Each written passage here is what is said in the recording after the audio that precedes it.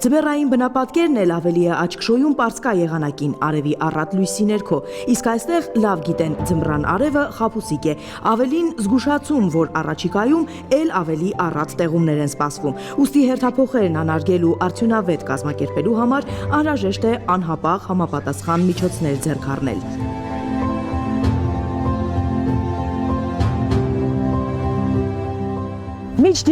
Դիրքային եւ հատուկ նշանակության ճանապարհները սպասարկվում են շուրջօրյա ռեժիմով։ Ձնամաքրման աշխատանքներում անհրաժեշտության դեպքում ներգրավում են նաեւ լրացուցիչ աջակցող ուժեր։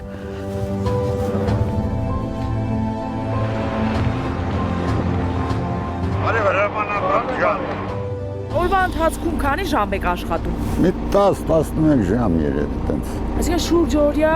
անպայման։ Եթե պետք է լինի չէ լավել ենք մնում, որ ճանապարհները բոլոր բացենք, մաքուր լինի։ Նույն ճանապարհը անհրաժեշտության դեպքում 2 անգամ եք անցնում օրվա։ Կարող է 3 անգամ էլ անցնեմ, մինչև բացվի։ Տեսա, անցել եմ, չէ, մի քիչ մնացել է այդտեղ։ Էսի կարող պատահի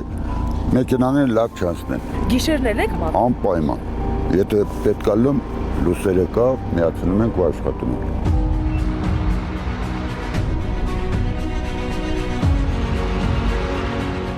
Իսկ արդեն առաջիկա դիրքում պետական սահմանի այս հատվածի պահապաններն են մեզ դիմավորում։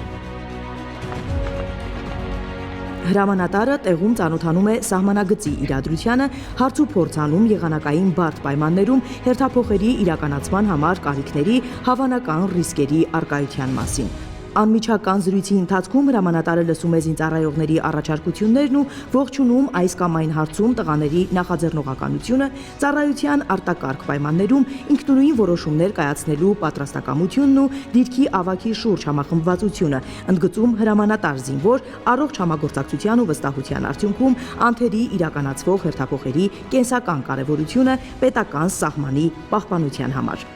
Ծառայությունը մարդու կյանքում մեծ փոփոխության մի հատ փուլ է, որ մարդը այդ փուլը անցնելով շատ ու շատ է փոխվում իր կյանքում, թե դժվարություններին հանդիպելով, թե դժվարությունները հաղթահարելով, ամենայն պատասխանատվությամբ փորձում ենք պաշտպանել Հայաստանի Հանրապետության ինքնիշխան տարածքները։ Այս ամիսներին ինձ բանակը տվել է ինքնավստահություն, ինքնուրույնություն, ավելի կազմակերպված եմ դարձել, պատասխանատու եմ դարձել ինքս իմ հանդեպ, իմ ընկերների հանդեպ եւ բնականաբար այդ պատասխանատվությամբ էլ պահպանում ենք մեր սահմանը։ Սկզբում դժվար էր ադապտացվել այս պայմաններին, բայց ժամանակի ընթացքում ադապտացվենք։ Երևի դա էլ է ձեռք բերում։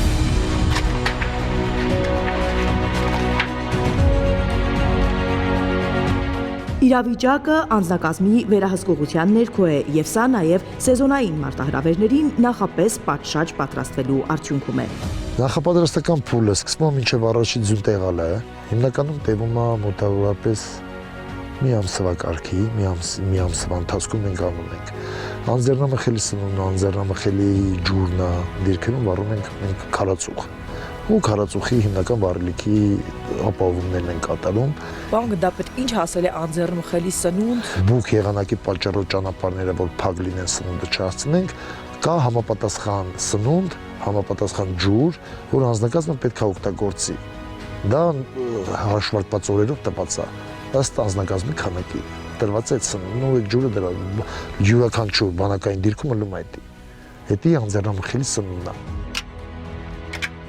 Անցնող տարվա ընթացքում նաև մեծածավալ ինժեներական աշխատանքներ են իրականացվել, մանրամասնում է ստորաբաժանման հրամանատարը։ Կարելի ասել մենք արդեն ավարտել ենք մեր հիմնական ինժեներական աշխատանքները, բոլոր դիրքերում մեր մոտ քարե կացարաններ են։ Խրամատային համակարգը ամբողջ խրամուղիները կարելի ասել վերջացրած է։ Դիտակետերն ու խրամուղիները, ինչպես դուք տեսնում եք, գաբիոներով, քարի